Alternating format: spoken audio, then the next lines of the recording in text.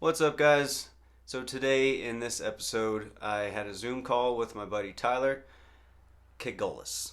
He has been my friend for over 20 years. We met back in Lock Haven, Pennsylvania when I used to live there, where I'm from. We partied hard in our college days. He actually was going to college, and I was just hanging out with all the college people. But then our friendship continued and matured into adulthood when we worked together trimming trees for power line clearance for multiple years. Whenever I moved out to Colorado, Tyler followed me out here for a summer and worked with me there trimming trees, or worked with me here trimming trees. And we also lived together with our landlord at the time. Tyler is one of the smartest people that I know, but being smart doesn't mean that you can't make terribly stupid decisions. And after making many terrible, stupid decisions, Tyler found himself serving 2 years in federal prison. But now he's sober and he's striving to make a new life for himself.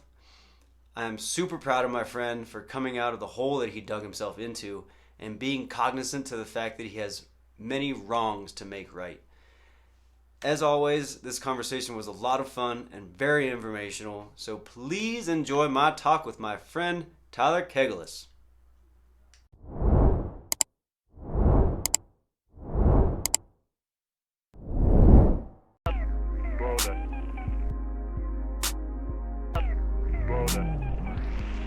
Let me assert my firm belief that the only thing we have to fear is fear itself.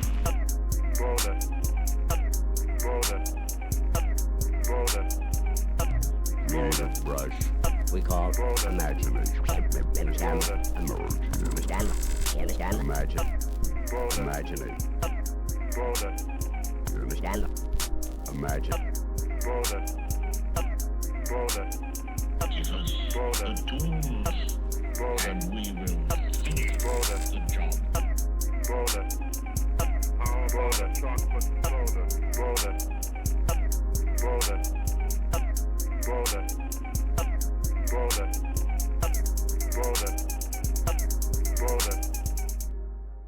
Welcome to the Academy of Underdawgs podcast, a place where a community is being built. A community of underdogs who are striving to do better and be better. Here's your host, Dev Dog. What's up, Underdogs? Dev Dog here. Welcome to another episode at the Academy of Underdogs. Thank you so much for joining me today. Today is another very special episode because I'm here with my good homie Tyler Kegolis, who I haven't seen in years. We've known each other for over 20 years. But anyway, what's up, Tyler? How you doing? What's up? What's up, Devin? Doing good, man. Yeah, it's definitely been about 20 years. Time flies, man. Time does fly Crazy. when you're having fun. I know. So me and Tyler met. Uh, yeah. I don't even know. I don't even know the exact time, like or date or year or whatever. About 2005, I moved to Lock Haven for college. That's where you're from. And Yeah. pretty sure we met out at parties, probably Yeah. college parties originally. Definitely. And yeah, from what I remember, we kicked it at college parties and just regular hanging out. And then eventually after the college parties, I started doing tree work with a couple of you guys. Tree work, the tree industry is pretty big in the Lock Haven area. So yeah, I started doing tree work with you guys after I graduated. And yeah, we lived together in Colorado. I was out there for a little bit living with you and stuff. And Yeah. yeah, Yeah. So we met partying, grew up into our little adult lives, little what adults we were anyway. Trimming trees, and then yeah, you moved out here. Lived out here for summer, and we continued to party out here. we did. Yeah. All right. Well, before we get into this episode too deeply, I wanted to bring up the beer that I'm drinking today. It's a Storm Peak, another one. This is the Money Trees, not sponsored by Storm Peak yet. This is probably one of my favorite beers of theirs. It's just a really tasty IPA. Tyler, you're sober now. I sure am. About 22 months from going on, almost 2 years. Hell yeah, dude. Good for you. And you didn't really have much of a choice on that, did you? To like, I mean, as in, like, you got in some trouble, some big trouble I within got the in last. some massive trouble, but you always have a choice. I mean, Yeah, no at the doubt. end of the day, it's everything's your choice, whatever you choose, and I made some pretty terrible choices, and I wouldn't say they forced me to got sober, but it's definitely something that I'm happy with, and especially I mean, it's a long story. I don't know if you want to get into that all right away, but Now, yeah, we will get into it, but we don't need to get into it right now. But yeah, no doubt. that's a good word though. Everything is your choice, and that's very Yeah, true. That's also why it can be hard though too, because it is your choice, and it's like then it's like down to you. It's like not anybody else's responsibility for your responsibilities. It's yours. absolutely. I went through incarceration, prison sentences. I went through probations. I went through inpatients, outpatients, counseling, programs while I was incarcerated, all kinds of stuff, and you know, I'd say 75% of, well, maybe not 75% of the time, but a large portion of the time, I did what I could to beat the system and not get sober, but kind of make it look like I was during it. But eventually, you screw up enough times, and you touch a hot stove enough times and burn yourself. You learn not to touch that hot stove anymore. You know what I'm saying? It's Yeah, the best analogy absolutely. I could come up with off the top of my head, but That's a good analogy. I mean, you're always taught to not to touch hot stoves, but because somebody told you not to do it, then it's like I kind of want to touch that stove. yeah, more or less. Yeah. So yeah, you've been through some shit. We'll get into that. So let's start from the beginning, I guess. I mean, we talked about like where we did a lot of fun things together, partying and Mhm. whatnot. But let's hear about a little bit about you. Uh, like from the beginning. Where are you from? I'm from a town called Shenandoah, Pennsylvania. It's in Schuylkill County, um, about 10 minutes from Pottsville, Pennsylvania. Pottsville is actually where the Yingling Brewery is. So we Yeah, grew up love that drink, beer. drink, drinking Yingling lager from an early age, from childhood, I guess you could say. Um, How do you spell Shenandoah? Shenandoah, Yeah. Shenandoah.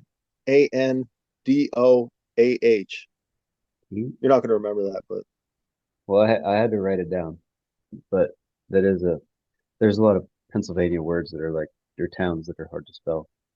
a lot of it's Native American, like Tamaqua, Shenandoah. There's a bunch of them. I don't know. I can't think of them all off the top of my head, but there's a lot of Yeah. them. There's so many small, tiny towns in Pennsylvania that like have like crazy names too. Yeah, I mean, around here, it's basically old mining towns. Uh, you know, within the last, I'd say maybe when my father was younger, all the mines for the most part started going out of business. Where they actually used to crawl down into the mountains through into the mine shafts. Now they do strip mining, which is basically pieces of equipment come in and just move the entire mountains instead of guys, crawling down in the mine shafts with little mine cars and stuff like that to get the coal. Now they just move the entire mountain with heavy equipment. But basically, when that started happening, a lot of the miners, lost their jobs, and the area was booming back then. It was like prosperous times, I guess you could say back then. And now, for the most part, uh, there's, I mean, there's a lot of work, I guess, not in town, but not too far away. But it's mostly like factory work and warehouse jobs, things of that sort. Um, yeah. Anyway, I grew up. Um, I grew up around here. You know, this is pre-college. Um, my family, my mother's side and my father's side have both been around here for you know quite a few years, probably 2, 3 generations at least. Um, what do you call it?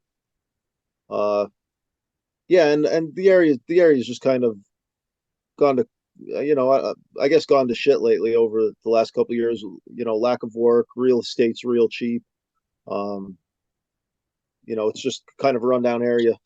But anyway, I grew up. My mother and father were separated. They were divorced when I was about 5 years old. I have a younger sister. She's a year and a half younger than me, and a brother that's about 4.5, 5 years younger than me. And yeah, I don't know. It's I mean, I guess I had a pretty normal childhood, hanging out with family, friends, riding bikes when I was a kid. Catching shit on fire. Whatever. Yeah. Terrorizing the neighborhood, just like you. Um, Yeah, absolutely. so yeah. I mean, it's not a bad area. I mean, it's not a great. I don't know. I guess it's all perspective, but Yeah, absolutely. Everything's all perspective. everything is perspective. How old are you now? I'm 36 now. My birthday's December 16th. So 36 now. I'll be 37 in December. So you're a year old, about a year older than me, I guess. So you turned 36 last year. Yes. I turned 36 this year. When's your birthday? June Dog. 8th. June 8th. 87. 37. No doubt. Yeah. What was your childhood like growing up? Like I said, I feel like it was Like in the pretty. like in the family or like in the home? Like your parents were together? No, no. Like I was just saying, yeah, they were divorced when I was about 5 years old. I still talk to my father several times a day, every day. We'll get more into this story a little bit later on, but right now I'm currently living at my mother's house. I just got home from, as you already know, a federal prison stint. I did almost 2 years um, in federal prison. I just got home May 8th, so a little over 3 months ago. So right now I'm holding it down at my mom's house down in the basement. I live with her and her husband, basically until I get my feet back on the ground and you know get going again. Um, When did your parents divorce? I was 5. I was young, so my brother, my sister, and I grew up living with my mother. She was a single mother, 3 kids, and my dad was back then. I mean, I think we're closer with him now than we were back then. He kind of, skipped out on the diaper changing stages. I like to say. So we spent a lot of time with family, like grandparents, aunts, uncles, friends of the family, things like that. So Mhm. I mean, I have a very, very close family. Um, I even seen, my aunts today, my gram today. I went down and I visited them. Um, I'm really close with my cousins. There's 11 grandchildren on my mother's side. So me, my brother, my sister, and eight other cousins, and we're basically all more or less like brother and sister. Um, they're My family was for the most part super religious. Church every Sunday. Um, I wasn't. And they're pretty strict too. Like my family for the most part doesn't drink. Never did drugs, nothing like that. So Your family sounds like my family. yeah, but probably very similar. Um, I remember even when I was younger, like I wasn't allowed to hang out with certain kids because my mom might have heard them cursing or something, saying curse words or something. Like she was pretty strict and pretty tough on us about that stuff. But a great mother. We always had everything that we needed. She didn't go to college or anything like that either. So it was really difficult for her providing. And She's she like did. the mom. It's like I heard little Jimmy cursing down the street near the outside the grocery store the other day. You're not allowed to hang out with him. It's funny you say that. That is exactly. I'm pretty sure she said the one time, almost exactly what you just said. I saw so and so standing uptown out front of the pizza shop, and I heard them saying the F word. You're not allowed to hang out with them. I was like, all right. So, but I probably went and hung out with them anyway. Yeah, fuck you, moms. Yeah. I was saying all this stuff too. She just didn't know. You know what I mean? Yeah, So, right. or I seen Parents are so and so so bad. smoking a sick. I seen so and so smoking a cigarette. You're not allowed to, hang out with them. It's like I probably had to pack it into my room. So Yeah, right. Parents are so naive to their own children sometimes. for sure, but she had the best intentions, though. You know, Yeah, as they most do. they always Yeah, do. But for sure. parents, they just don't understand. Yeah, and you know, I feel It's like, like all you could do is all you could do is explain to your kids why something. I mean, in my opinion, it's better to explain to your kids why they shouldn't hang out with a certain person, or why they shouldn't smoke or drink or do drugs, or why they shouldn't say curse words and how it makes them look, rather than just telling them you're not allowed to do that, and you're not allowed to hang out with that person, and kind of sheltering them from it. Because in my perspective, you know, all reality, they're going to be around kids who, they're going to be around people who steal, or people who commit crimes, or at some point in their life, people who are doing drugs or drinking or doing stuff, breaking laws, doing things they're not supposed to do. So I think instead of trying to protect them, I mean, you do what you can to protect them from it, but I think it's a life more happens. realistic, huh? Life happens, you know. Yeah, a more realistic approach would be to,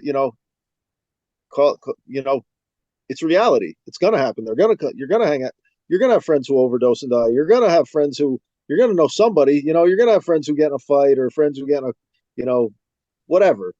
Friends who act up, break the law, or maybe not even friends, but you're gonna at least know somebody. You know what I'm saying? You're probably gonna encounter them and have interactions with them at some point. So I think it might be a better idea to, especially when kids are young, to, in my opinion, to teach them why that doing those certain types of things isn't good, rather than trying to shelter them from it, because you're going to see it, you know. But You get like she did her best. tell them why. They're like, this is bad, and this is why, and this is what can happen if you choose to do this.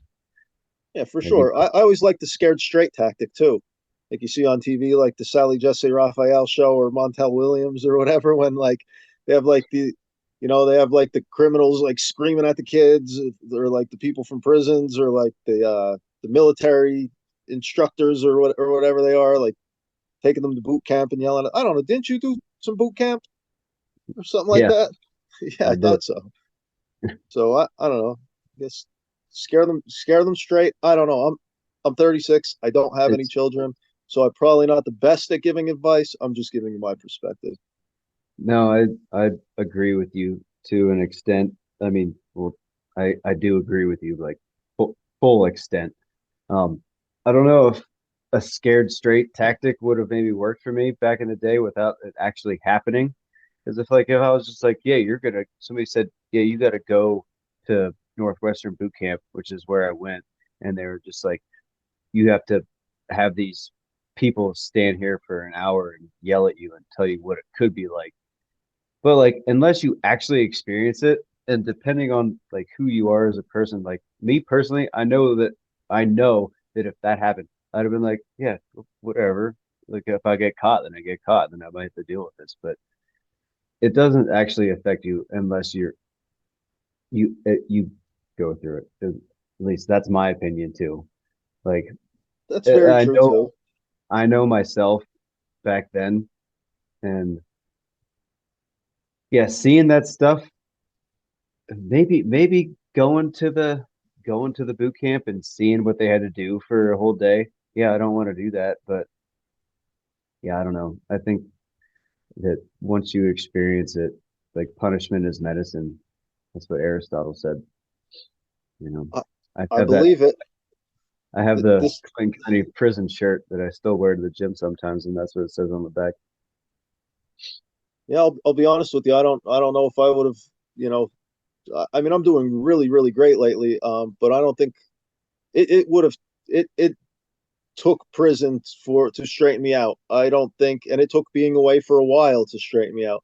I don't think I could have done it on my own with any other help. You know, and well, I'm sure we're going to get more into this conversation, but yeah, the way the direction I was going and things I was doing, um, there was nothing anybody could have done for me. I don't even think I could have done it myself. In a way, I actually appreciate the last 2 years of being away. Do I wish it didn't happen? Absolutely. Am I lucky it did? Absolutely. I that's what it took. I feel like I'm mentally in a better place now than I've ever been. Um, at least for a very You have long time. What was that? you have a lot of gratitude then. Absolutely, 100%. You have to. You know, grateful for great being grateful is extremely important in life. Being grateful with anything you have and not desiring more than you need. You know, in my opinion. Well, I desire more than I need I because mean, just because I mean, like I know what I need and I get what I need, but I struggle to do that. Like with the life that I've chosen from then until now, I live with the life that I've chosen, and that's the jobs that I've chosen and making the amount of money that I do. And yeah, I want more than that. Like I am surviving. I make shit work, but it doesn't mean that I don't want more. That's why I'm switching gears.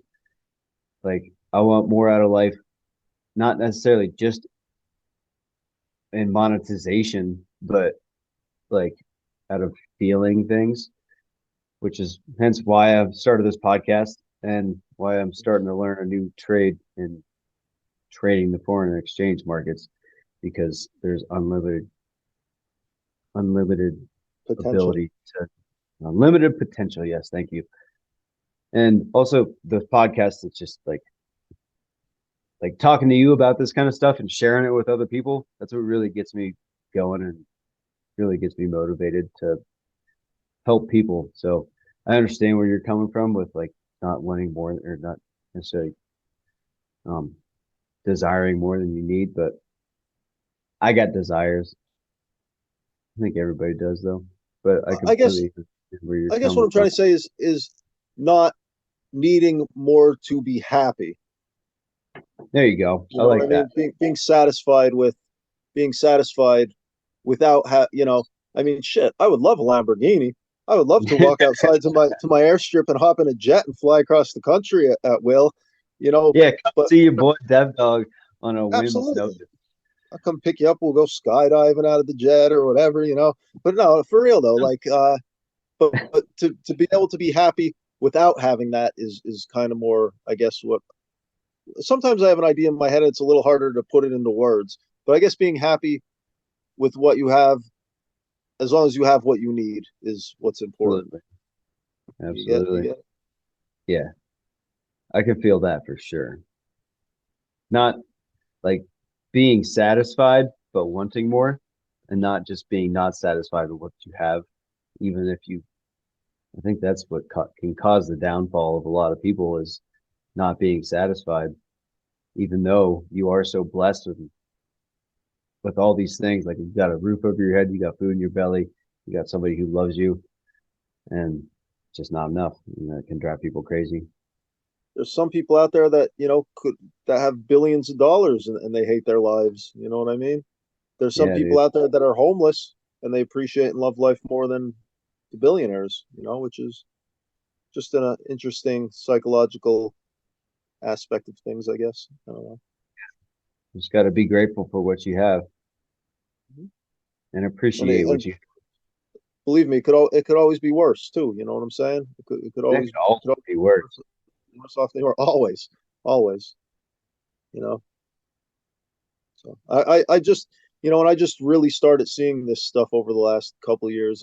Like I said, the last 2 years really opened my eyes to a lot of stuff, man. And looking back at how messed up I was living for a long time, It didn't really get out of control until, probably, I mean, I would say I was never fully in control, but things didn't get completely out of control until, a couple years ago, 2018-ish, 17-ish maybe. Yeah, as long as I've known you. So we'll just throw this out there. That's pretty much how we met. We, chilling at parties, but you were my drug dealer. I bought weed off of you. Yep. And that eventually turned into other things that I bought off of you. And so talk about that aspect of your life. Because like that's really why we're here. So let's dig into it. Where did this come about? When did you start selling? When did you start smoking I'll, weed? Like, how did you- I'll, I'll say, as much as I can about it. I mean, yeah, I am whatever you're comfortable with. I am on federal probation. I'm extremely open with my probation officer about things. I have 3 years of that, which I'm only 3 months into now. But I'm pretty open with them about all of that. And obviously, I'm not gonna say, things that may incriminate me, even though, I'm I sure the don't want statute to of do that. limitations on a lot of these things are over anyway. It's sad that I have to think that way. But I could take responsibility for what I did and I could own up to it. But yeah, I That's guess one thing about you, Tyler. Sorry to interrupt you. Is one thing about you is you will always own up to your shit. That is, as long as I've known you, you have been one of the most honest, smartest dudes that I've ever met. And I just appreciate wanted that, to say, man. That means a lot. Thanks, dude. Thank you. I appreciate that. Um, and again, uh, I I try to be. I'm sure I wasn't always. I'm sure there's many times where I wasn't. Um, and it's easy to admit to stuff after you've been caught too. You know what I'm saying? yeah, Makes it much easier. But I'm really trying to make important lifestyle changes to be happy, and that's a lot of what your program's about.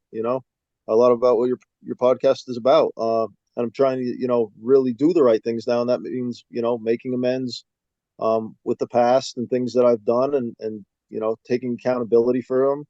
And I mean, obviously, I don't want to get into more trouble than I have to, but nobody does. But yeah. Anyway, I could own it if I did it. I could own it. I did yeah. it. Um, but anyway, I guess for the most part, I guess what When, happened was when did you first smoke weed? that's what I was actually going to get into. Well, it started off when Sorry, honestly I'll let you talk. it started off when I was about 14 or 15 years old. I started drinking. Me and my friends used to leave high school. We'd just like walk out the doors, or well, I didn't have a very strict high school. So we'd like crawl out the windows in like the art room or like walk out the door. We usually tried to avoid the door because there's a camera on it, but we only actually got caught up doing it like one time. But we used to like leave, go up the park, drink 40s. I'm talking like 14, 15 years old. We had this old head in town who used to buy us alcohol for a couple dollars, or if we buy him a beer. But anyway, we used to leave high school. We go in the morning, go to homeroom, get signed in, leave, and my mom would be at work all day, so sometimes they'd call, sometimes they wouldn't. Half the time they didn't even care or notice, I don't think. But we would leave, go up the park, play basketball, go back to school for lunch because a lot of us got free lunch at school. That's what they give to the broke kids, the broke families. Um, Yeah. so we'd go back at lunch, and then we'd leave again and go up the park and drink and play basketball. Um, not all the time, but a lot of times. But I was drinking every single day by the age of 15 years old, and by 16, I'd say probably around 16 years old, right around the time I got my driver's license, I started smoking weed, and I'd say within the first month of smoking weed, as soon as I found out, a gram's back then $20 a gram for good weed. Once I found out you get 3.5 grams for $50, I was like, oh shit! So I could sell two of these and get 1.5 for $10. Like, word, like I'm all about it. You know what I mean? So it started off like that, and then before you know it, I was picking up bigger and bigger and bigger stuff, and I'd say from the age of 16 to the age of 16 or 17 to just a few years ago, till 2017 maybe. I sold weed, and that was all through high school until I got to college. Even when I went up to college, the day I went up to college, I remember getting dropped off at the dorms. My family actually came up with some of my stuff in their vehicle, and I had a Jeep at the time that I had bought. I remember the I Jeep. remember the red Jeep, the beater. Yeah. I Yep. think I actually drowned that one. I sunk it in water that was up over the steering wheel. But anyway, yeah, I was drinking that night. Um, but I think my first day of college when I got up there, I think I took like 2 pounds of weed with me or something like that, and ended up blowing through it real quick. And from there, partying, and I'm not going to get into names or anything like that, but partying with different people in college. Um, Yeah. I know the and names. I actually in high school, I think I started doing like coke and stuff like that too. But in college is really when I got in, and maybe like mushrooms and things like that too in high school. When I got to college, that's really when I started going pretty wild. I mean, not every day. I wasn't doing drugs every day at first, but eventually it got, to the point where, this is the first time I'm living on my own. I had more money than most of the people I was around, especially when I was living in the dorms at first, because I was selling tons and tons of weed up there. Um, and then it got into like, I guess, any drugs that I could buy and sell, whether or not I did them. I was buying them and selling them. I had, the cash to buy them, and obviously the more you get, the cheaper it is.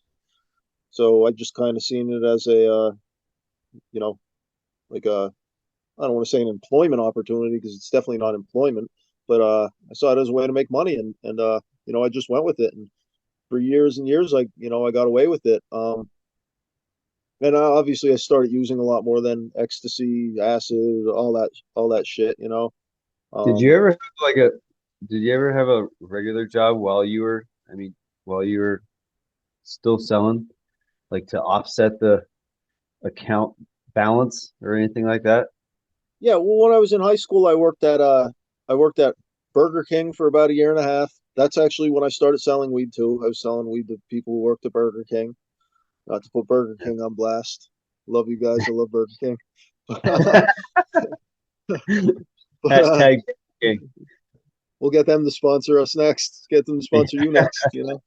Uh, have it your way. But Your way.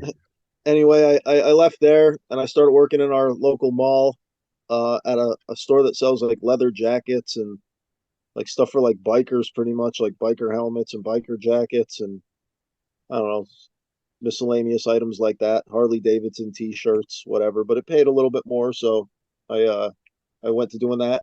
And then I was working in the mall selling weed too. So people would just come in the store and BS with me and making more money selling weed at work than I was making at work. And I was sitting in the mall doing it. Um, and I'll get off topic for a second here, kind of off topic, but I really am a still, even though I don't do it anymore or anything like that. I still am an advocate of legalization of marijuana, and I think Oh, it's stupid that absolutely. I think There's it's so pretty stupid that it's criminalized. many those and Um, mushrooms. yeah, I mean, I guess so. Things can be used for therapeutic and medicinal purposes, or they could be abused. Um, I don't know if there's, in my opinion, and from my experience, uh, marijuana was never an issue for me. Was it a gateway drug? I don't think it was a gateway drug because I started with alcohol first. I think alcohol is a gateway drug. In my opinion, there could only really be one gateway drug. I mean, it's whatever one you do first. It's whatever one you get into first. I mean, if you start doing cocaine before anything else, that's your gateway drug. If you start drinking first or smoking cigarettes, that's your gateway. So Yeah. I don't really like that term to begin with.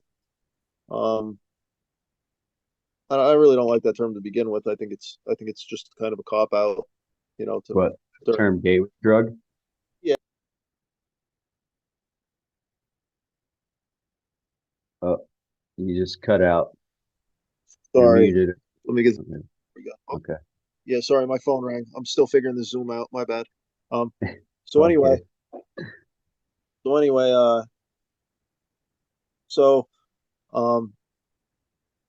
Yeah. From there, I basically went wild partying in college. and it was, I don't know if it was self-esteem issues or like I've been through a lot of treatment programs in the last couple of years, and they say that, drug addiction, because I mean, if things got out of control. I didn't get to that yet, but they say it has a ton of, deeper deeper root causes of it. Um, and I don't know. All I knew was I was making money. I didn't have to work hard. When I went to college, I didn't work the entire time I was there. I was always living in a house. I always had a vehicle. Yeah. I Yeah, mean, and you're having a job. it was kind of strange to me that that family, didn't ever ask me where my money came from. I always thought they just kind of knew that I was doing something I shouldn't be and didn't ask. But apparently, when things started coming to light, they were unaware, and um. Did they ever So say anyway, anything? yeah, What was that conversation like? Were you like, yeah, what did you think I was doing? I didn't have a job and I didn't ever ask you for money. What did you think I I was never doing? asked them for any money all through college. I mean, I was paying my own cell phone bills, my own car insurance, paying my own rent, everything, and they knew I wasn't working. So I have no idea if maybe it did cross their mind. I'll be honest with you, I have no idea. Maybe they knew and they just didn't want to know. You know what I'm saying? I don't really Yeah. know. Um, but It was anyway, like whatever things. he's doing his thing, so we'll just let him do his thing. Yeah, yeah, and I mean, I graduated college. Uh, like we already talked about, I partied pretty hard all through it. And I don't want to say that's all I did. I mean, I passed my classes. I always went to my classes. I was even watching people drop out of college around me who were buying drugs from me and, completely just throwing kind of like their life away. They weren't really able to function, and somehow I was able to function and manage. I was a functioning addict, I guess they call it. Um, Throughout the years, and somehow I made it through, and that's when right after college, I believe right after college is when hmm, yeah, that's when a couple people and I ended up going up to state college one night. What's that? You went to California. Oh, no, that was, well, after the fight up in state college, if you recall that one. Yeah, yeah, yeah, I remember But that now. that was my first time getting in serious trouble. So we got, uh, four other people and myself. I believe you know who they are. I'm not going to put Yes, anybody's names out there though. But I do. we went up to state college one night and we were absolutely belligerently drunk. And I got in one fight and ended up, thinking I was the shit because I won. And then I thought I was pretty cool after that. And then later in the night, I mean, we were just completely out of line, disrespectful, irresponsible, acting completely irresponsibly, stupidly. I mean, I believe I was 21 or 22 at this point, and I ended up getting in a second fight where I was getting my ass handed to me, and my buddies ran in and helped me out, and we all got arrested for that, and charged with aggravated assault. But they dropped it down to simple assault. But that was my first real time getting arrested. So I mean, I was doing wrong every day from the age of 16 till the age of 22, just about. You know, I mean, shit. Even before that, I was driving around drinking all the time. Like I drank and drove everywhere. Knock on wood, I have never gotten a DUI or killed anyone or myself. Thank God. I mean, I was driving from state to state. I think times where I drove out to California, I was drinking the whole way to California. You know what I'm saying? The entire ride, like, maybe not pounding beer, but just completely living recklessly. And I pretty much thought I could get away with everything I was doing forever. I was never in trouble up until that point. And Yeah. luckily, that was just a little slap on the wrist, some probation time, some fines, and more or less that was that. Um, but yeah, actually, while I was on bail for that, I was on bail for that, and I ended up going to California for. I thought it was going to be a month, and it ended up being 2 months. So I wasn't supposed to leave the state, and I ended up going out there with a gentleman who was growing massive amounts of marijuana and massive amounts of weed, and uh, uh, on the way back, we didn't want to take anything in the vehicle driving across the country, so I volunteered to go on a Greyhound bus, and at a stop in Yeah, Indianapolis, Indiana, on the way home, too. two two states away from PA. I was waiting in line to get on the bus, and I got slapped in handcuffs, and they asked me if it was my suitcase, and naturally, I never saw that suitcase before. Nothing in the suitcase had my name on. Whatever. I you know, made them play my Which little we game. A couple pounds. Uh, I don't remember the exact amount. I think it was somewhere maybe around 5 or 6 pounds, but it was all in like I remember it was all in like half-pound bags. So each half pound kind of like looked like a pound, and like the police like they wanted to search the suitcase. Oh, I gave them a runaround. I never saw it before. This, that, and the third, and they ended up having to call in drug sniffing dogs, and the dogs obviously got a hit on the bags, and right in front of everybody at the Greyhound station. I'm sitting there in handcuffs on the sidewalk. And they're ripping bag after bag after bag out of the suitcase. And looking back on it now, I mean, like I said, marijuana, I never really, I mean, even to this day, even with the issues I've had, it kind of just is what it is for me. Like back then, I guess I felt like I don't know, like the George Washington or Christopher Columbus of marijuana or something, like I felt like I was doing the public service by spreading it around, I guess. You know what I mean? I really still to this day don't feel like as there's you any. were, as you What's that? were. Uh, I feel like you were doing a public service. You were doing a public service for me anyway. Couldn't go to the store like I can now. Yeah, I mean, yeah, in my opinion, I still kind of stand by that. I can admit if I, whether just in my opinion, just because something's illegal doesn't necessarily mean it's wrong, or it doesn't Look, necessarily mean. I mean, we could get into that. I mean, like the war on drugs with Richard Nixon, that was complete fucking bullshit just to push money into the government's arms. I It's mean, still bullshit. yeah, it was bullshit then and it's bullshit now. How mushrooms and marijuana are classified on the scheduled drug that they are, and people are serving life sentences for selling weed. It's fucking bullshit. There's a lot of stuff that's messed up about the war on drugs. But it's America's longest, most expensive failed war. They say the war in the Middle East or the war in Iraq, Afghanistan, and all that. They say that was the America's longest war. No, the war on drugs was, and we've been losing it since it began. Look at what they're doing with the borders now, wide open. The cartels are walking straight across the border now with you know with stuff that instead of it's never ever going to be stopped. The flow of drugs, the flow of human trafficking, the flow of guns.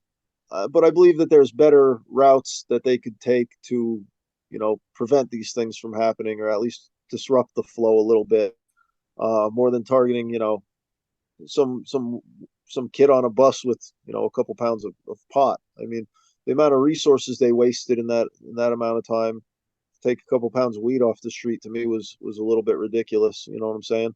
But anyway, I was on bail for the fight in Pennsylvania and left the state. Again, I was super optimistic. They call that, I believe that term's super optimism. That's what they taught me in one of the cognitive behavioral therapy programs I was in prison. That you get away with stuff so long, and you just think that you could always get away with it. Um, so absolutely, I didn't think I'd get in any trouble. So, but anyway, I lucked out in the fact that Indiana never found out that I was on bail in Pennsylvania. In Pennsylvania, my bondsman never found out that I had been arrested in Indianapolis, Indiana. So I didn't get in trouble for like leaving the state. I didn't get my bond revoked, and it didn't make it me look. It still looked like I had a clean record when I actually had to leave the state again to go for court in Indiana, which I actually did while I was on probation in Pennsylvania. But for that, I ended up getting. I took a I took a plea to a charge called dealing in marijuana, and it was basically just to get a guilty plea out of me. I could have beat it the case if I wanted to. If I would have wanted to pay a lawyer a lot more than I already paid one, and actually fought it and taken it to trial, I would have definitely beat the case. But I figured, oh, what the hell? It's a fine. It's a fine. It's no big deal. I'm not getting probation. I'm paying a fine and whatever. Who cares if it's on my record? Well, that kind of Yeah. came around to bite me this last time I was in, big bit of trouble. But yeah, That so did. yeah, that PA never found out about Indiana. Indiana never found out about PA, but the feds definitely found out about Indiana and PA, and Oh, uh, and it was actually on my paperwork that I how mean, long? even in the court. What's that? How long had they been watching you? Just when I moved back to my area, they never, nothing ever came of any of and even after that trip where I got caught in Indiana, I still, back a couple of years ago, moved out to California, and I was growing weed out there with some people, and you know, pretty much legally. What got done with it afterwards? I mean, I don't want to get into those details. I don't know nothing about nothing, but I was legally allowed to have, you know, 25 plants in my yard with my girlfriend at the time, and we pretty much went by the book with that. But I was still doing other stuff I shouldn't have been doing. I don't want to get into too much of that detail. I don't think, um, but yeah, you know. So Okay. yeah, I have a long history of you know messing around, making terrible decisions. Um, but yeah, eventually, what really? I mean, do you want me to keep talking? Is that you want to ask me questions? Um, do you have any regrets? Like, obviously, yeah, like it's hard to say. Do you have any regrets? Because, or I guess that's just a hard question to answer because, like, because of all the things that happened, you know all the things that you know now, and so I guess answering the question, do you regret all the things that you did is a hard question. But do you regret like being like that? You got a little bit quieter. I don't know if it was you. Somebody tried calling me. I don't know if it was them or on your Oh, end that it got uh, quieter. so like I was saying, No, I heard you, but it just got really quiet. oh But do I have regrets? yeah, like do you regret like doing all or like being like that, I guess, or like all the actions that you made and had all these consequences for so far? Uh, like, do you regret doing that kind of stuff? Because sometimes I don't know if you heard this part, but I said like asking if you have regret is a hard question because if you didn't do all those things or go through all that stuff, then you wouldn't know all the things that you know now, or are the person that you are now. And so, yes, do you have regrets? I mean, certain things yes and certain things no. I mean, I feel like I lived a pretty interesting, pretty cool, exciting life. So I mean, I got to experience a lot of cool stuff. I mean, I've been in almost every state in the U.S. I've been, when I was in college, down all over Mexico. I was all over Europe. I was, in Egypt and Africa. I saw the pyramids. In about a month and a half over in Europe, I was in the Roman Colosseum. I was in Venice, Italy, Amsterdam. Like I said, I flew down to Egypt. I'm, crawling around on the pyramids. Um, all kinds of cool stuff. I graduated college. I think we skipped over a little bit about the part where the tree work stuff, which we could go back to. Um, but Yeah. I feel like I had a pretty interesting, pretty cool life. Do I have regrets though? There's, I wish the time and energy I put into doing the wrong things, a lot of the wrong things, I wish I would have put that much time and energy into doing everything right. Although there was some, I was doing some things right, like going to school and getting my degrees and working after college. I went right to work pretty much. Um, but I do kind of wish that, I wouldn't have had, I guess you could say, a foot on both sides of the fence. I wish I would have been, you know, living my life a little more, with a, what's the word? Living my life with a little more integrity. You know what I'm saying? Like a Yeah. little more law abiding. Well, more law abiding. Um, I, you know, I hate using the word regret again. Like I try to be careful with words. I don't like the word regret, but I guess there are things that I wish I would have done a little bit differently. Do I regret what I did? Some of it, but not everything. Not everything. Gotcha. I can feel that. Like Um, the things that I got in trouble for and did, uh, like I don't regret them. I'm happy that I did what I did, and or not happy that I did what I did, but I learned lessons from things that I did, and I'm happy that I got them out of the way early in life, and not as an adult have to learn that for sure. you're not Yeah, invincible. this most recent scenario, it would have kind of been nice if it happened to me years ago, not when I'm this far along in life, because it kind of set me back entirely. You know what I mean? It's I'm starting from next to nothing now. Thank God I have the support of my family and stuff like that. I couldn't imagine doing it without their support. Sometimes I don't even know if I deserve their support for the way I was acting. Um, but I'm glad I didn't have to go through the last couple of years alone. Certain things I regret, like I guess. Do you want me to get into like where like things started really going downhill for me? Um, yeah, I mean, yeah, let's go ahead.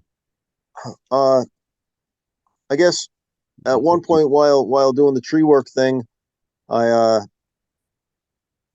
like I said, I had a long history with selling drugs and stuff, and I was selling like pills and things like that, and I got into starting to do pills like Percocets and Oxycontins and stuff like that with guys at work. I probably sold them a ton of times before I ever decided to start doing them.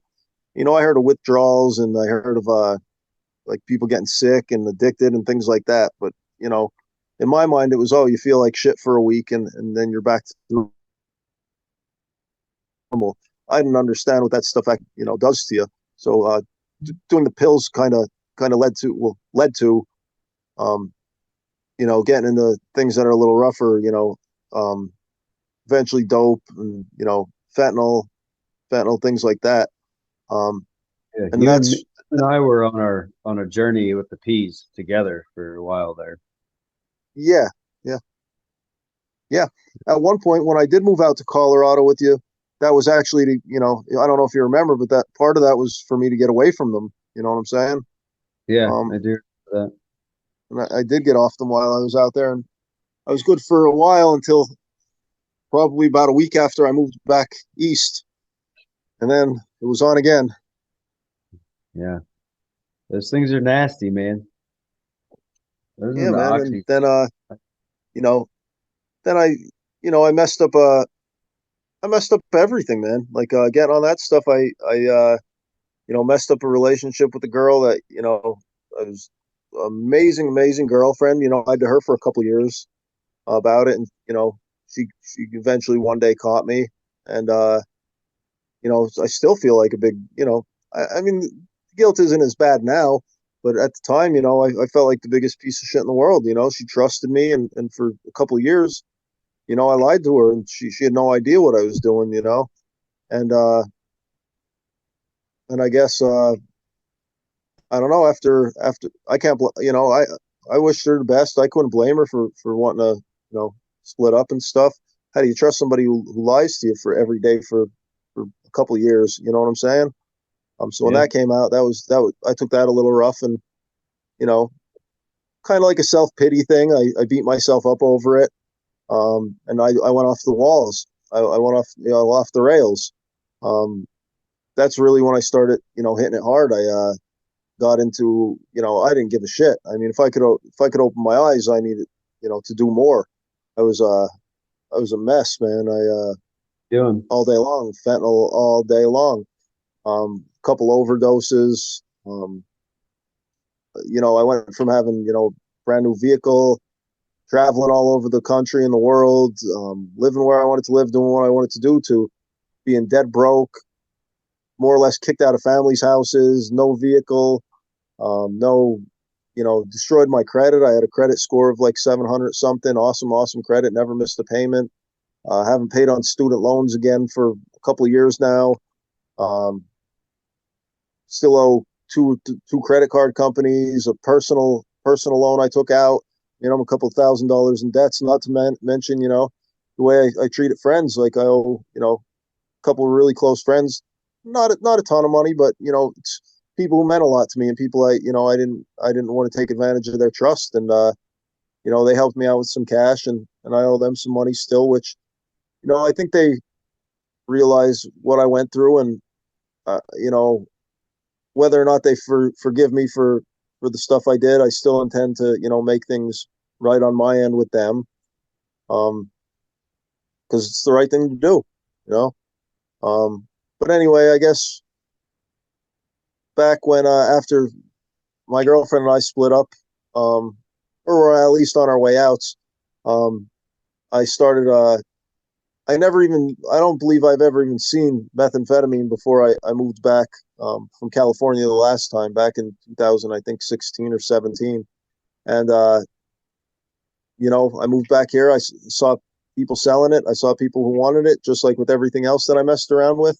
I got into that stuff, and that was nasty. But eventually what happened was I was dealing with a guy, and I didn't know he was an informant, a confidential informant. He set me up with an FBI agent. He said he used to work for the guy, or work with the guy. And said he was super tight with the guy, and I was half out of my mind anyway. I think part of me really wanted to get. Part of me wanted something to change, not necessarily to get caught, but I didn't even care if I got caught. Like, shit was such a mess for me. I think I even remember saying to somebody something like, somebody told me to, I needed to slow down, or, I was going to end up in prison. And I said, what, prison would be a vacation for me at this point. I said, I need something to change. And sure enough, one day the FBI went to my Graham's house looking for me, and then they went up to my father's house looking for me. And I kind of knew it was coming. I figured it out before they actually came. I actually even messaged the CI, and I was like, "Hey, how do you know this guy again?" And anyway, I could tell he was, lying to me. The bank had actually called me and asked me where my cash deposits were coming from, and the bank will never call you and ask you where the money you're putting your cash deposits comes from. They're not the IRS, they function on your money. That's how the banks work. They need your money. They don't care where the money comes from. The IRS would investigate you if anybody. So I knew all kinds of shady stuff was things weren't adding up, and I figured it out before it happened. It was pretty much me just sitting around waiting for them to come then, and they did. And whatever, I was running for a while. I was addicted. Living on pretty much on the street, sleeping behind the bar downtown on the steps behind the bar, where air circulation unit or whatever that blows air into the building, the air filter, one of the big units on the wall. They let off like an exhaust, like a warmth, like a heat, because they heat up.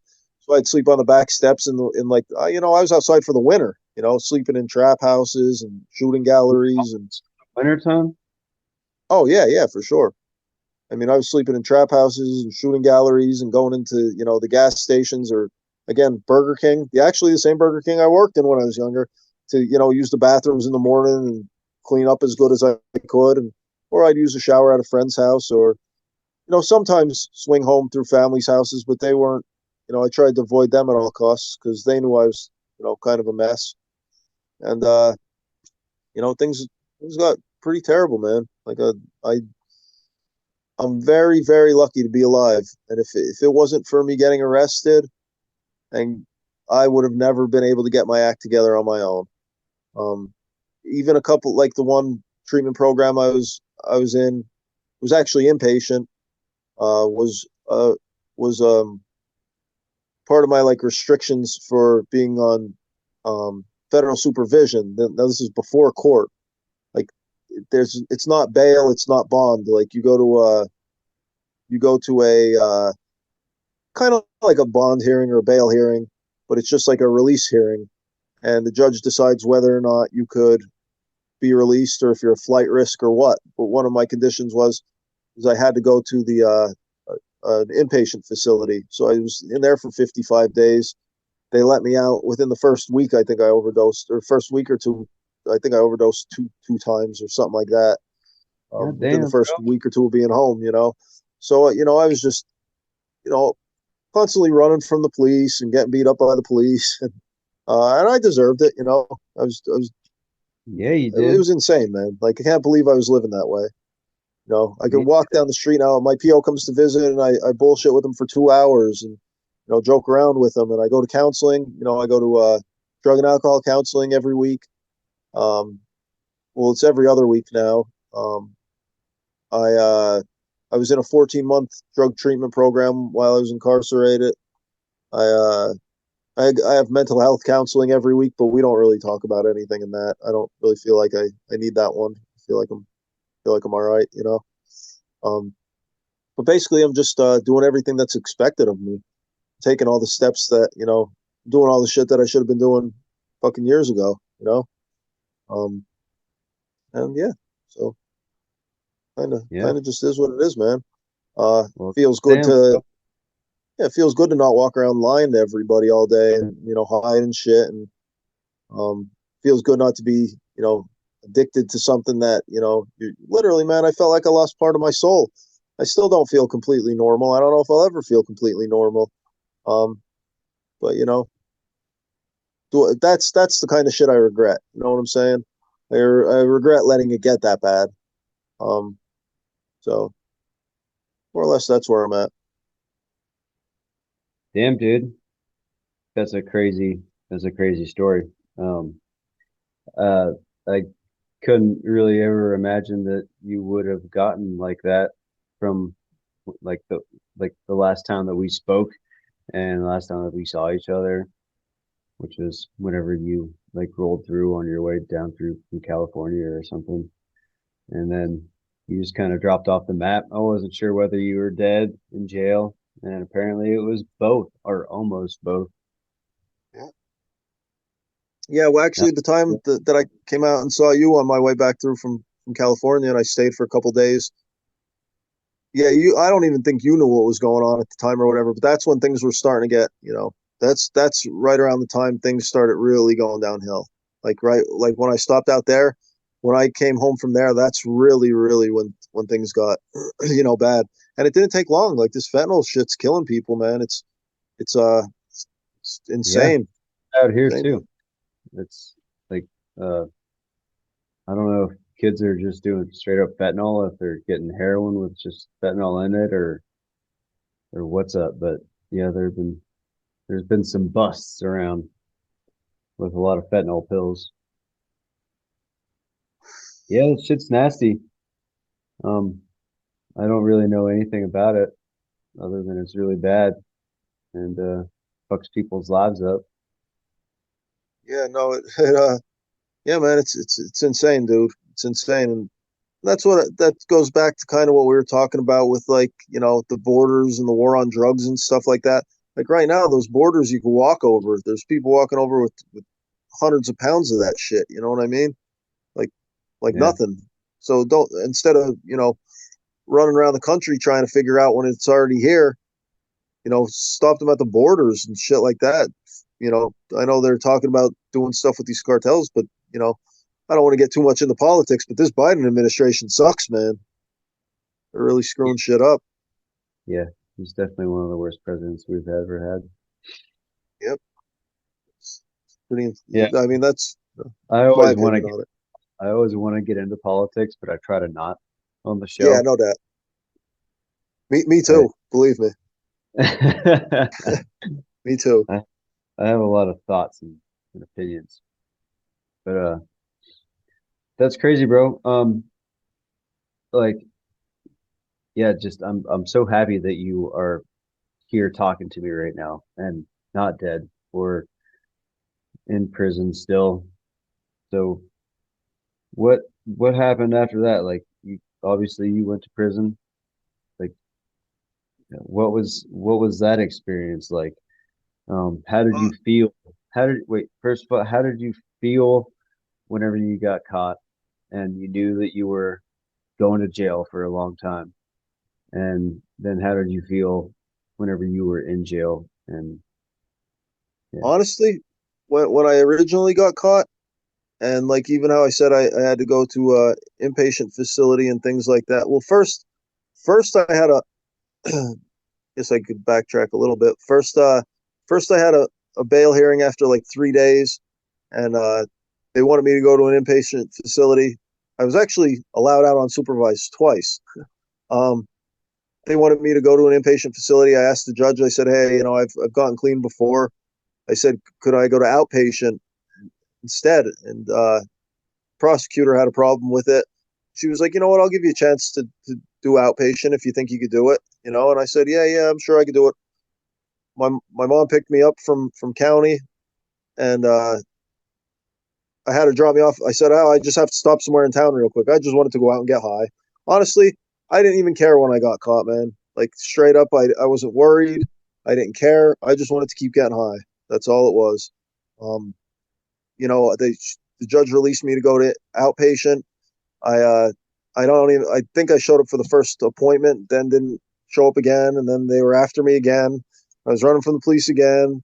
And the second time I spent, about 2 months in county, like a month and a half, 2 months in county, and then I went in front of the judge again, and she said, well, actually, I talked to my lawyer, my public defender, and I said, well, I guess I'm going to be sitting till my court date for these charges now, huh? They said, no, actually, he said the prosecutor who was pissed off that they let you out last time to go to outpatient is completely on board with you going inpatient. And I was like, oh, all right, cool, run it, get me out of here. Um, so like I said, they released me. I went to an inpatient facility for 55 days and then went back out. And within the first week or two, I was already back to the shit. You know what I mean? So, and that was right up to my self surrender date.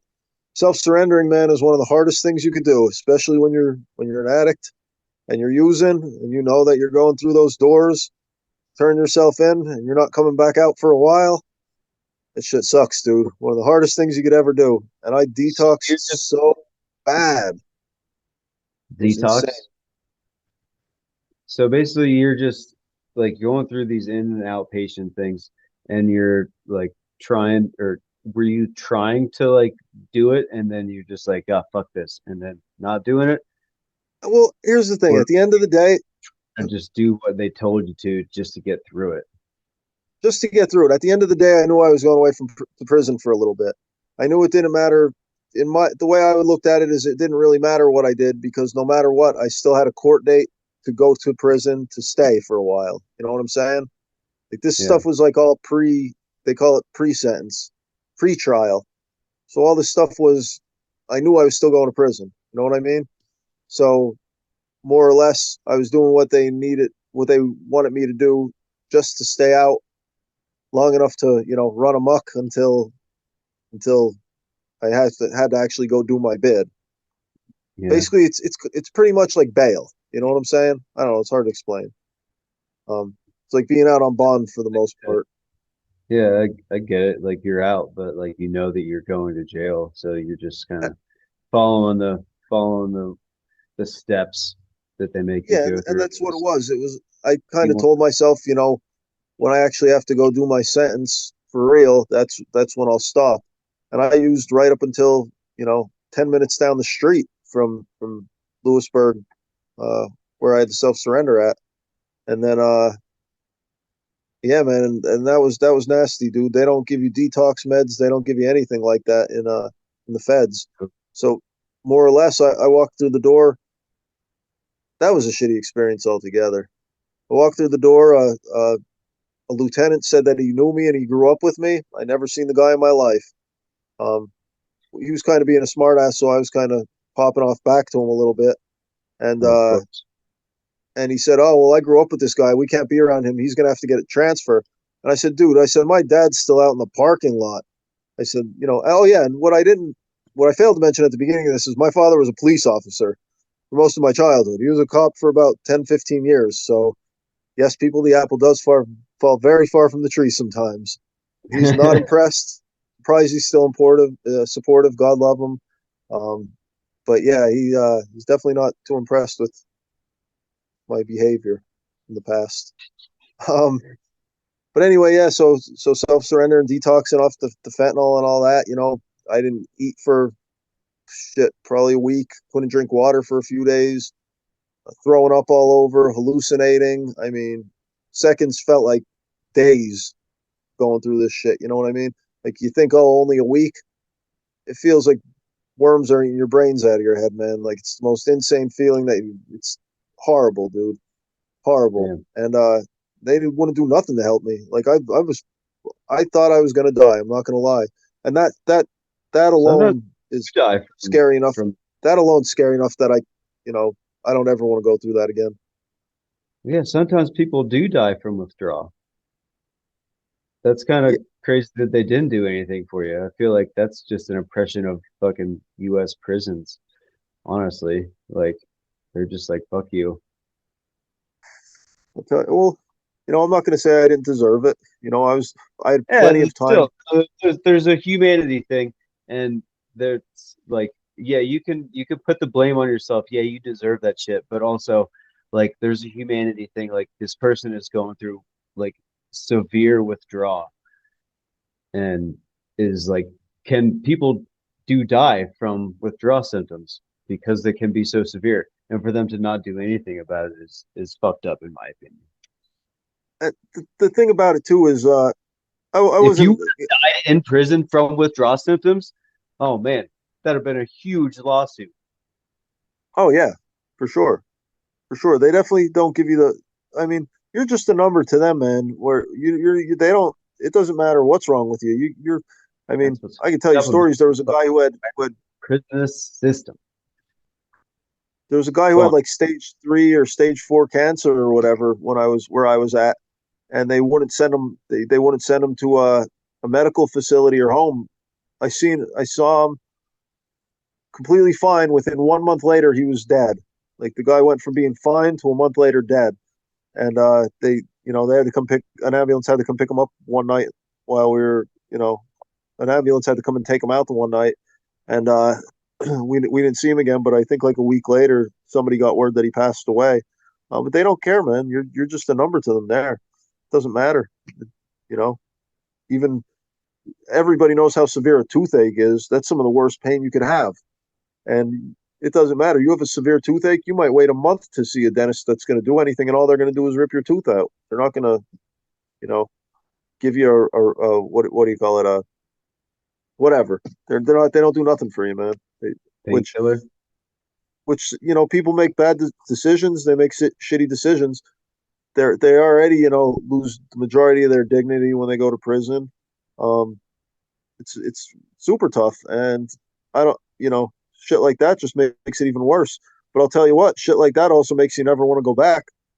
I don't know how Yeah. people could keep repeating and repeating and repeating and going back, man. That life is not for me, and that definitely got my ass back on track, brother. Like that At life least is not for me. you're fucking smart enough to realize that shit. 100%, dude. I'm not going back there. That shit sucks. Like I said Straight up. before, you're a smart dude. And that's why I'm somewhat surprised that you went down that road so far. But I'm glad that you're back. And again, like there's parts of things I regret and parts of things I don't. The prison experience, as much as it sucks, like it's definitely. I, I don't know how to say this without sounding crazy, but it's a cool experience.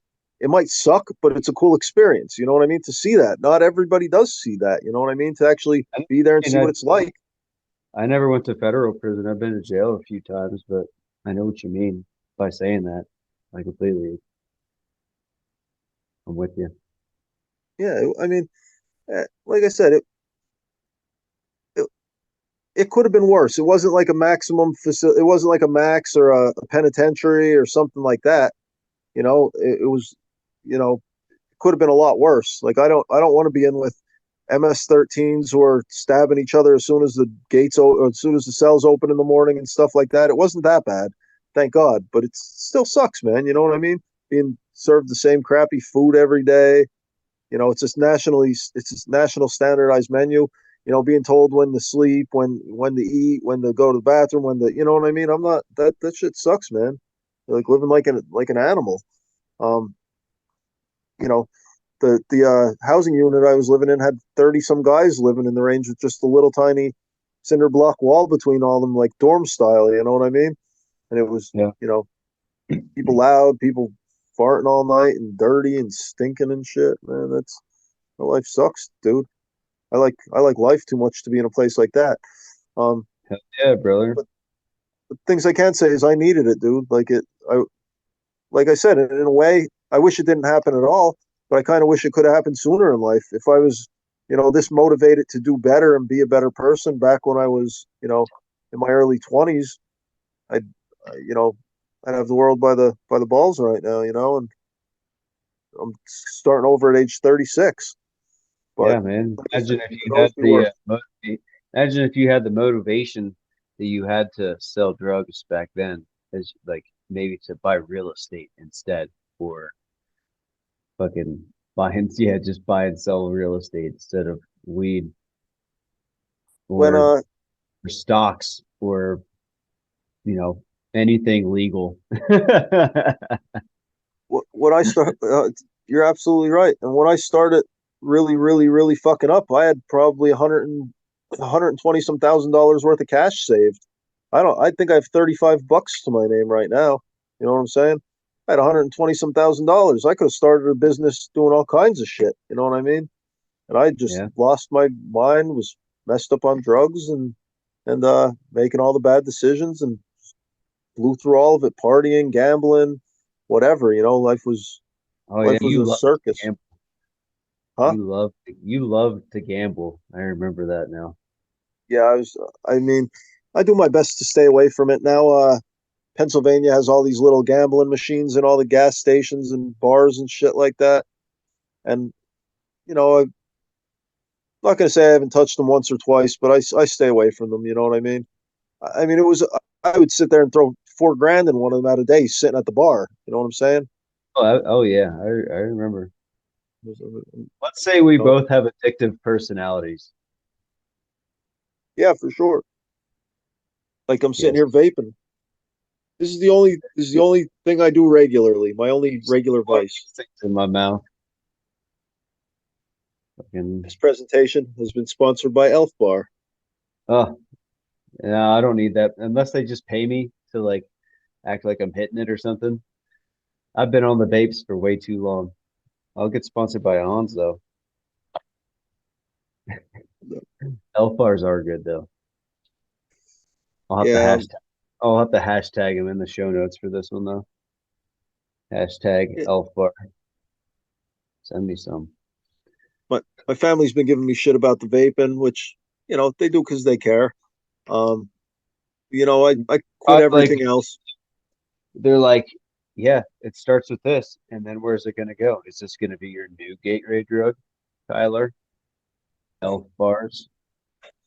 It's definitely not going to be my new gateway drug, but it's a vice. I have no intentions to stop right now, but maybe in the near future I will. Hey, Um, bro, I'm nobody to give anybody shit about nicotine. I've been hooked on that shit since I was like 16 years old. So yeah, no. I know how it goes, buddy. All right, man. So you've been through all this shit. You did all this bad shit. You suffered the consequences. You feel like you're doing good now. What kind of shit are you doing to like help better yourself now? Like what are you doing to keep your mind occupied? And like I know you're trying to do like more trimming trees and just side work, make money and keep busy. But what else? What other kind of things are you doing? What other kinds of things am I doing? That kind of started that I started that off. See, when I finally self-surrendered, I had told myself this is like your last hurrah. You know what I mean? Like after this, you're gonna, get serious. So I spent a lot of time when I was locked up reading. I still read. I read over 100 and some books while I was gone, and so, I mean some fiction, some nonfiction, some whatever, but a lot of self help books, a lot of stuff about like meditation and different ways to live right, some different philosophy, things like that. So that's really where it started. I was extremely active in the drug treatment program that I was in. Um, go to counseling. I mean, it comes down to my counselor. She was actually a female uh, counselor. Well, a drug treatment specialist, I guess you could call it. When I was in there, and she had a she had a pretty good philosophy while I was there. It was don't be a dick, don't be a pussy, and don't hang out with dicks or pussies. Is what she said. And this is the woman drug treatment counselor when I was locked up, and that's a pretty good philosophy if you ask me. I mean, just don't be a Yeah. dick in life. You know what I mean? Don't be a dick, don't be a pussy, and don't hang out with dicks or pussies. Like just do the right thing.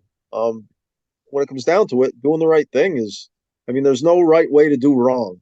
I like that one a lot. There's Doing the right right, thing, living the right wrong. way. Go to bed at a decent hour, wake up at a decent hour, make your bed, get a shower, take care of your priorities. Um, right now, I mean, I have a couple job applications in for different places, just, to get my, feet back on the ground here. Um, I have one in, I don't know if anybody's familiar with Mrs. T's Pierogies, Yeah, I Blue Box. know. But East Rose, dude. Well, Yeah, Thomas Eddy, is that his name? Or no, Or it's like, Torsic. Yeah. yeah. Well, they're actually from my town, Well, yeah, we used to hang out with Mrs. T's. Chris. Yeah, Yeah. Chris. Um, What's up, but Chris? anyway, yeah, I went to school with him from elementary all the way up into college. I think he's doing pretty good now. I hope he's doing good. I haven't talked to him in a few years. Um, but anyway, that company's in my town, so I applied down there. I applied for like Walmart distribution center. Um, I've been doing side work, just tree jobs when I could find them around here. Um, what do you call it? I cut grass for my aunt. I help out at my grandma's house. I spend time with her. I spend time with my family now. My sister had a baby, so I'm an uncle for the first time. I go and I see my niece. Her birthday is actually it's tomorrow, the 25th. Tomorrow's the 24th, I think. Well, her birthday's the 25th. Her birthday party is on Sunday. So, no, I think tomorrow is the 25th. I could be wrong, but anyway, I spend a lot of time Oh with yeah, it is the my 24th. niece and my sister. Um, I help out around my mom's house now. I live with her and her husband and her husband's son, and I help my dad out up at his house. I spent more time around my family in the last 3 months than I have in the last 3 years. Do you love that? The last 3 years before I was in prison. So technically, I probably spent more time around them in the last 3 months than I did in the last 5 years. Do you love that? Yeah, for sure. They're being super cool, helping me out, and it took a while to gain their trust back, but they see that I'm doing, the right thing, and that I'm staying away from bullshit, and um, they see that I really want to do better. I applied for the elevator constructors union, and I just went and I took the test for that last week, or yeah, last week, not this past Monday, but the Monday before, the 14th it was. So hopefully I pass the test and I get to interview for the elevator constructors union. And Oh yeah, it's like it'd be a good job. oh yeah, yeah, make good money and good work. Probably get to travel around. Sure. Done that Um, before. Would you be into that? Traveling around again? right now, yeah, right now that would be kind of cool. I mean, I have to okay it with probation. But no, I would have no problem doing that. Whatever it takes to to I don't want to say keep saying to get back on my feet, but whatever it takes to, become more productive, get a steady income, steady paycheck. Um, I was able to save enough money to get a vehicle. I got a 2006 Nissan Xterra now. So I'm actually, on the road, stuff like that. Um, Have you ever thought so, about what's that? have you ever thought about trading? Trading? Yeah, Don't because I thought you need I'm I learning thought to you need trade. money to do that. Yeah, not a lot. You just learn to do it, and then once you become like um good at or like uh you're I can't think of the word right now. I just had a brain fart. Once you become like you're making profits on a regular basis and you have a system, then there's prop firms that you can buy like a small amount of money, like $100 or something like that, and they'll let you trade with $25,000 of that. And then like there's rules and stuff, but you're able to make a lot more money that way. That's how basically retail traders like me are able to make our way up to be able to make money trading. We can talk more about it later, but Yeah, it sounds interesting. I mean, I'm I think open-minded to it. I think that you're you could do it. No It's doubt. it's Yeah. not that hard, but we can Well, talk about I'm it looking later. forward to you teaching me. I don't know if I'll be the one to teach it, but this is what's been on my screen for it's just always there, just charts always. Yeah. Are you watching the trends? Always watching trends. Got trend lines everywhere. I trade the foreign exchange market. It's a little different than the stock market, because it's just all the currency currencies of the world. Yeah, Yeah, but man. sorry, yeah, I didn't mean to cut you No, off. I no, was it's all and good. There's a small delay in the Zoom. persuade you into the matrix. There's a small delay in the Zoom, so sometimes we overspeak each other, but I've been trying not to. All good. Well, hell yeah, dude. So, You said you read some books on meditation. Do you meditate now ever? Yeah, for sure. Uh, I definitely do. It's Vietnamese Buddhism, but I like I like the principles. I mean, I like the principles, and I try living by the principles. And you can find the same principles through a lot of places in history, through different religions, through philosophy, different things like that. And it all basically is the same thing. It just you know, be a good person, be a kind person. That's basically what it comes down to. All of it. You know what I mean? But But there's you know, you meditate? Like sit there and like clear your mind. I'm a fan of meditation myself. I like to meditate. Like just sit there and clear your mind and be by yourself for like 10 to 15 minutes or something like that. yeah, there's different practices that I do, like focusing on the breath and different things like that. Yeah. Um, I haven't done it recently much, but it was going pretty good. And about just awareness and mindfulness and things like that. So I'm really working on mindfulness in everything I do and staying in the present. Yeah. Um, Part of being an underdog is being aware of your surroundings and being present. yeah, that's You know, that's one of the huge aspects of Vietnamese Buddha's meditation. Um, my bookshelf's over there, but there's a couple awesome books that really do relate to you know what what you talk about on your podcast, stuff like that. A lot of good books that I've read. The what ones are could you recommend one or two? one really good one is The Untethered Soul by Michael Singer. The Untethered Um, Soul. I'm gonna try walking over there without screwing up this picture on the But phone. Oh, what's the author's name? Michael Singer.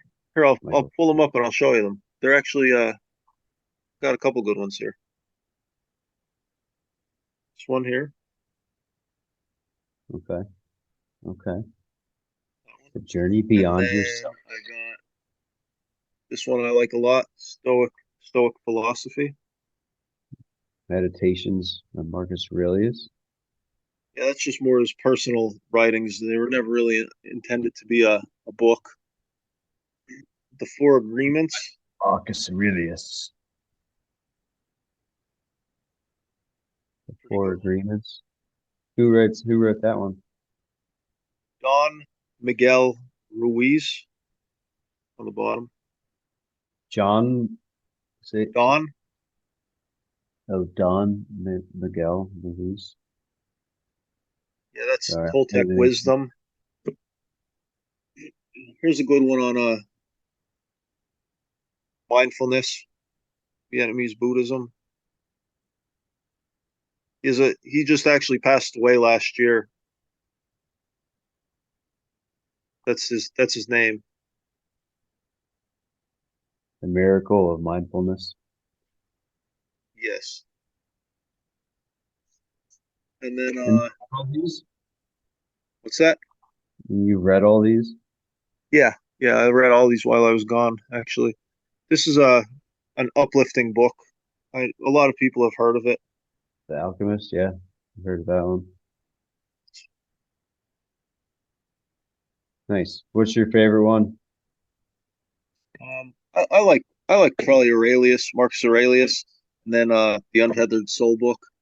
And this is another good one here. I'm sure you've probably read that. Think and Grow Rich. Of course, I've heard of that one. Napoleon Hill, classic. And then this is also a good book. Getting Things Done, The Art of Stress-Free Productivity by David Allen. Yeah, he Getting has things a couple good books. For the most part, that's my preferred reading list. Nice. You're just like me, dude. Like I like to read stuff like that too. Like I like stories and stuff too. But like yeah, no doubt. to me, it's like I have to actually sit down and read, and like I'm taking time to do this. I want to learn something whenever I'm doing this. Not that you can't learn something from like reading a story, but I just like I prefer stuff like that. Read something with value. Yeah, exactly. I'm the exact same way.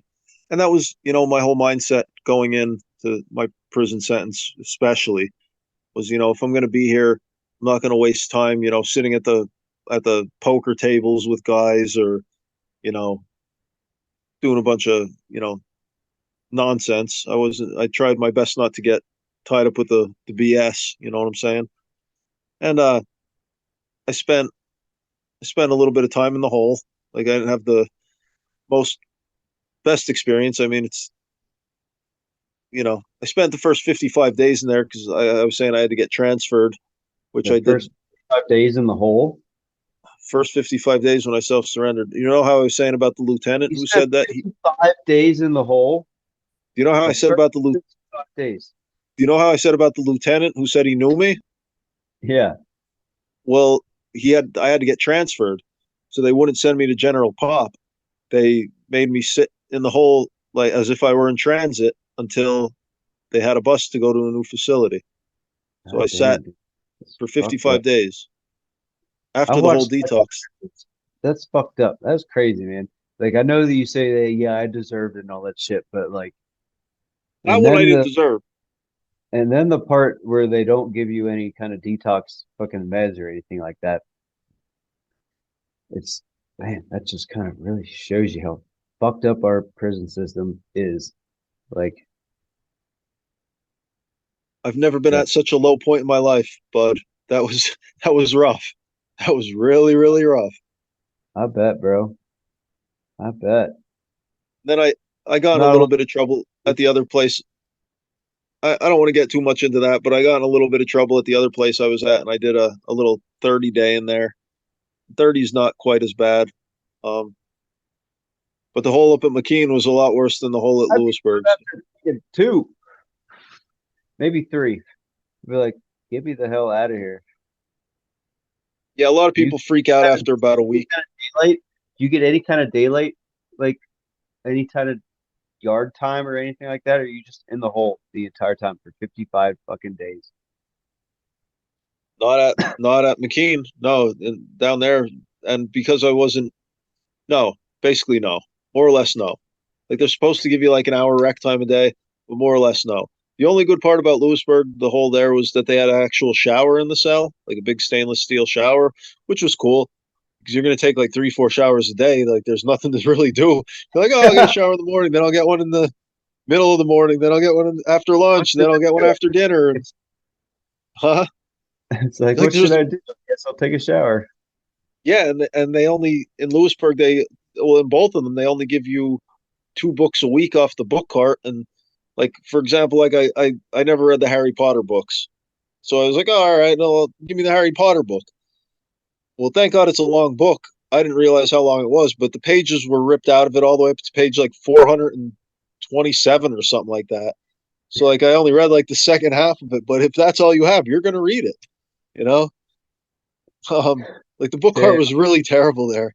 Um, but I mean, you do a lot of laying there, sleeping, push-ups, um, whatever you could do is stay busy, man. Like, yeah, it's like I said, man, it's exactly what I needed.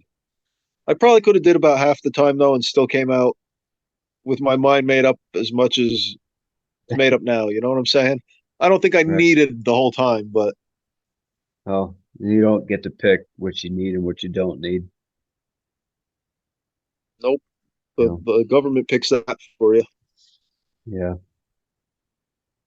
Damn, son. Yeah, man. I That, guess more or less now, like just trying to stay around. The biggest thing is staying away from people, places, and things. People who aren't trying to do what I'm trying to do. Places that are going to compromise, me being productive or moving forward. You know, staying off the shits. Extremely important. That's got to come before everything because I know where that leads to. You know what I'm saying? Surrounding yourself with like-minded, positive people, good people. It's another extremely useful tool to have. People who support you know you moving in a positive direction. yeah. Being around like-minded people, people that want to go in the direction you're trying to go, being around a supportive group of friends and family. That's Sure, key. Well, I feel like if you can come back from that kind of shit, then you can come back from anything, man. And you have a successful life ahead of you from here on out. you have to want it and you have to work at it. You know, things for the most part, things just don't happen. You got to be proactive about it. You got to want to do it. You got to make the changes to live the life you want to live. If you're not willing to do it, first thing is you know you're addicted to anything that's going to prevent you from doing it. There's certain people that might be able to drink, and there's certain people that might be able to do this or that. But once if you're an addict, you got to fix that first. That's got to come first because nothing else is going to work out for you if you can't fix that. Good words. So I mean that's Yeah, number one for me. You know, absolutely. That was number one for me. Like, that's one of the reasons why I was so stoked to move to Colorado. Like you said, you wanted to come here to get away from the shit. Like, I wanted to get away from the shit. It's not like Pennsylvania, just in general or anything like that, is bad, but that was just the life that I was in, and that's what I wanted to get away from. And I did it. I'm drug free for the most part. no doubt, no doubt. Yeah. Good for you, man. No, I'm happy. I'm happy you're doing good.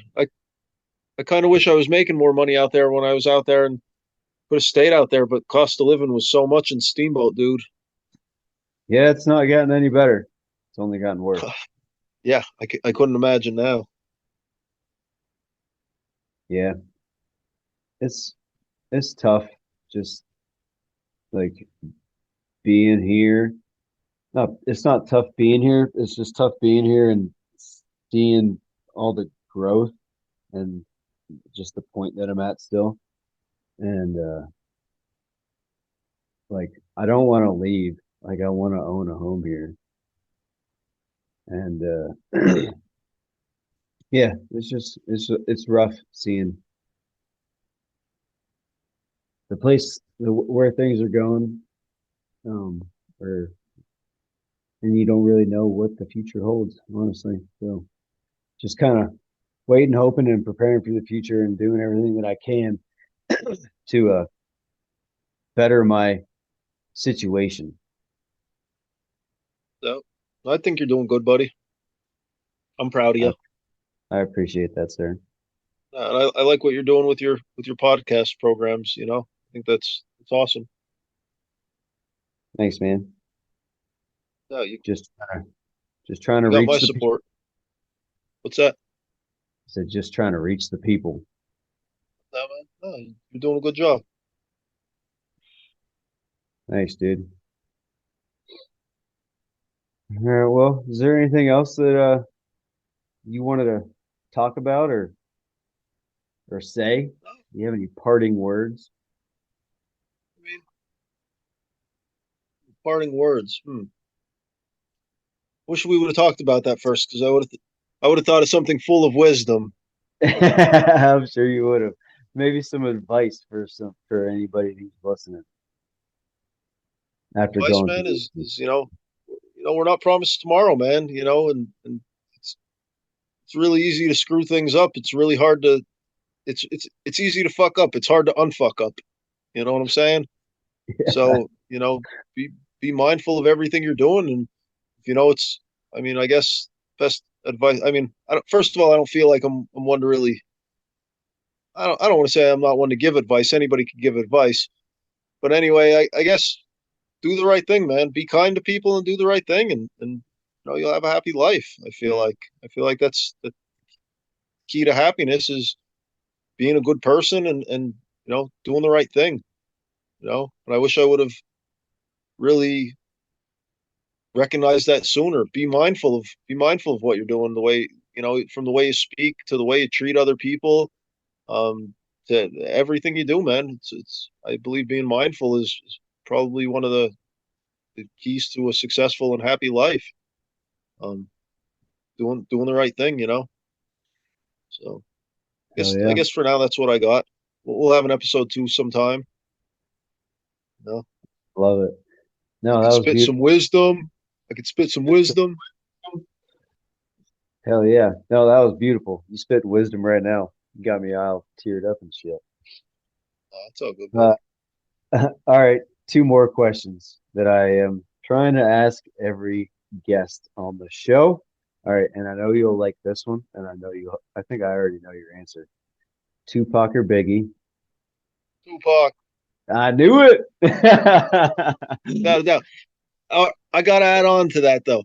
Both are awesome. Both are phenomenal. Don't get me wrong. All right. Just Tupac speaks to me a little bit more, and I appreciate his flow more. Not to say I don't appreciate them both or like them both, because I 100% do.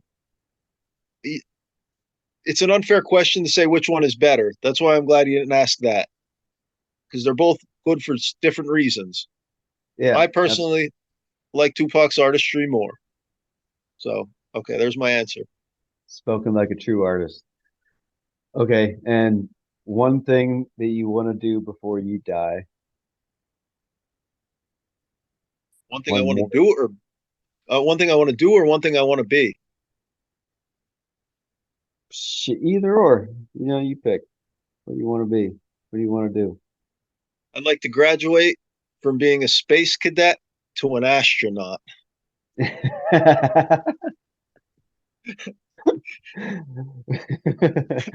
Word. I like it. And that's my final answer. I'll take it. Answer accepted. Word. Hell yeah, dude. Well, thanks for coming on the show. I really appreciate you, and it's really great to talk to you and hear your fucking story. No doubt, man. No, I appreciate it. I love you, bro. You know, for real. I love you. Yeah, man.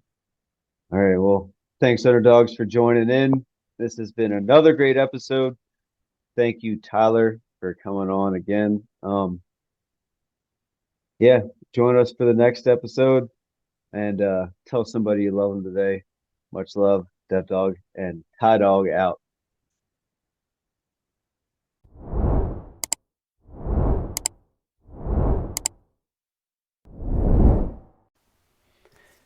Well, guys, that's the end of the show. Thank you so much for tuning in. I really want everyone's story to be heard. I want to hear your story. It's important so that we can all come together as a community and serve a common purpose, and that is to live a happy and prosperous life, I think. So please join us next time, and don't forget to hit that subscribe button so that you never miss out on another episode, and like and share with all of your friends and family. If you or you know of anybody that has an awesome story that needs to be told, and you have the courage to come on and tell it to the public and all the other underdogs.